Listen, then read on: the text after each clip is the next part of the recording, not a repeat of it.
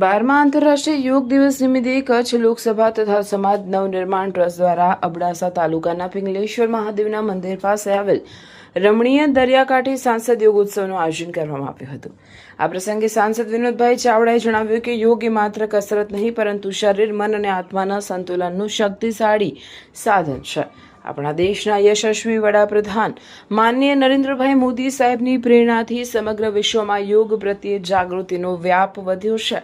સેવા, સુશાસન અને ગરીબ કલ્યાણના 12 વર્ષ દરમિયાન દેશવાસીઓએ આરોગ્ય, જનજાગૃતિ અને જીવનશૈલીમાં સકારાત્મક પરિવર્તનનો અનુભવ કર્યો છે। યોગના વૈશ્વિક પ્રસાર દ્વારા ભારતે સમગ્ર વિશ્વને આરોગ્ય અને સુખાકારીનો અમૂલ્ય માર્ગ દર્શાવ્યો છે। આજે જ્યારે સમગ્ર દેશમાં વિવિધ સ્થળો પર યોગ દિવસની ઉજવણી કરવામાં આવી રહી છે, ત્યારે આપણે સૌ એક સાથે મળીને આ સુંદર રમણીય દરિયાકાંઠે સામૂહિક યોગાભ્યાસમાં જોડાઈ તંદુરસ્તી અને એકાગ્રતા માટે યોગ કરીએ। આ પ્રસંગે અબડાસાના ધારાસભ્ય પ્રદ્યુમનસિંહ જાડેજા, જિલ્લા ભાજપ બક્ષીપંચ મોરચાના પ્રમુખ હિતેશભાઈ ગોસ્વામી, જિલ્લા ભાજપ અનુસૂચિત જાતિ મોરચાના પ્રમુખ રવિભાઈ ગરવા, અબડાસા તાલુકા ભાજપ પ્રમુખ જયદીપસિંહ જાડેજા, મહામંત્રી વિનયભાઈ રાવલ, ગોપાલભાઈ ગઢવી, અબડાસા ભાજપ યુવા મોરચાના પ્રમુખ હર્ષરાજસિંહ જાડેજા, જિલ્લા ભાજપ કિસાન મોરચાના મહામંત્રી વિરમભાઈ આહિર, જિલ્લા પંચાયત ઉપપ્રમુખ મહાવીરસિંહ જાડેજા, અબડાસા તાલુકા પંચાયત ઉપપ્રમુખ વિનોદભાઈ દરજી, જિલ્લા પંચાયત સદસ્ય વિક્રમસિંહ સોઢા, નખત્રાણા નગરપાલિકાના પ્રમુખ વસંતભાઈ વાઘેલા, માંડવી નગરપાલિકાના પૂર્વ કારોબારી ચેરમેન વિશાલભાઈ ઠક્કર, માંડવી શહેર ભાજપ મહામંત્રી કિશનસિંહ જાડેજા, માંડવી શહેર ભાજપ યુવા મોરચાના મહામંત્રી શક્તિસિંહ ઝાલા, પ્રવીણભાઈ ભાનુશાલી, દાડાભાઈ બુચિયા, કમાભાઈ રબારી, રાજુભાઈ સોઢા, વેશલજી દાદા, ભરતભાઈ સોમજીયાણી, નરેશભાઈ મહેશ્વરી, મોહનભાઈ ચાવડા, વિક્રમસિંહ ચાવડા, જગદીશસિંહ ગોહિલ, ચેતનભાઈ ઠક્કર, યોગ ટ્રેનર વિજયભાઈ શેઠ, વર્ષાબેન પટેલ, શર્મિલાબેન પટેલ, દિશલ ડાભી સહિતના ઉપસ્થિત રહ્યા હતા।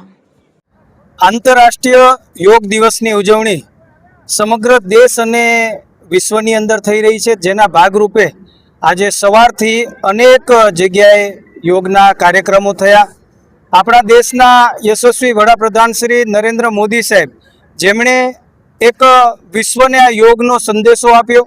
છેલ્લા 12 વર્ષથી આજે યોગ માટે આખું વિશ્વ ઘેલું બન્યું છે અને આપણે બધા જાણીએ છીએ કે યોગના માધ્યમથી, યોગ કરવાથી આપણું મનને શાંતિ મળે છે, આપણું શરીર તંદુરસ્ત અને સ્વસ્થ રહે છે અને જેના ભાગરૂપે આજે આખું વિશ્વ યોગમય બન્યું છે। દેશના વડાપ્રધાન શ્રી નરેન્દ્ર મોદી સાહેબ હંમેશા એ દેશવાસીઓને આ કાર્યો કરવા માટે પ્રેરણા આપતા હોય, ત્યારે આજે છેલ્લા અનેક દિવસોથી યોગ દિવસની ઉજવણી અમે પણ વિદ્યાર્થીઓ સાથે કરી રહ્યા છીએ।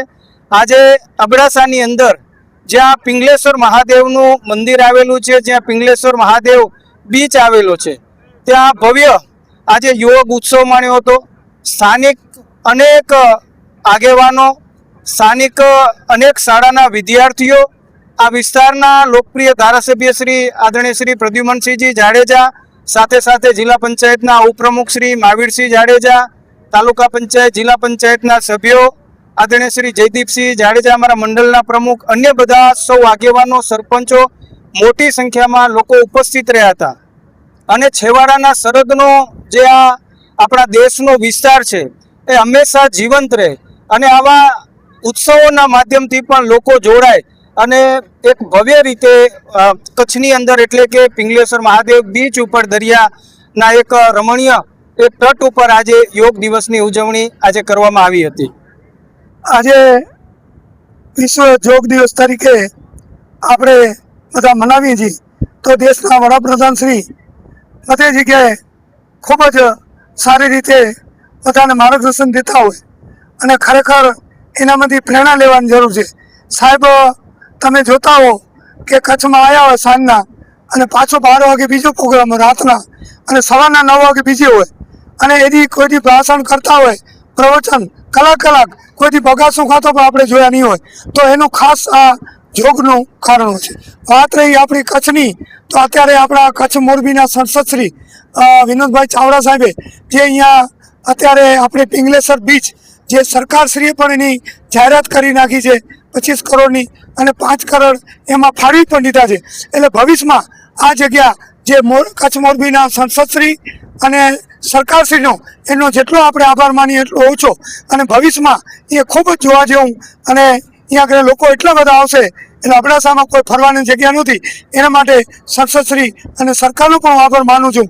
અને આમ તમે બધા ઘણા બધાને ખ્યાલ હશે, અહીંયાથી દ્વારકા ફક્ત 60 કિલોમીટર જ છે, ઓખા અહીંયાથી 45 કિલોમીટર છે. એટલે આ દરિયા જ વચ્ચે છે. એટલે ભવિષ્યમાં આપણે અહીંયા આગળ ખૂબ જ ડેવલપ થવું છે. અને સરકાર, ગુજરાત સરકાર, કેન્દ્ર સરકાર એમની ખૂબ જ અહીંયા આપણી રેમદસ્તી છે. અને કચ્છના હજી ભવિષ્યમાં જે કહે છે ને અમિતાભ બચ્ચન, કચ્છ નહીં દેખા તો કુછ નહીં દેખાય, એ હકીકત બની રહેશે. એટલું કહી ખૂબ ખૂબ આભાર.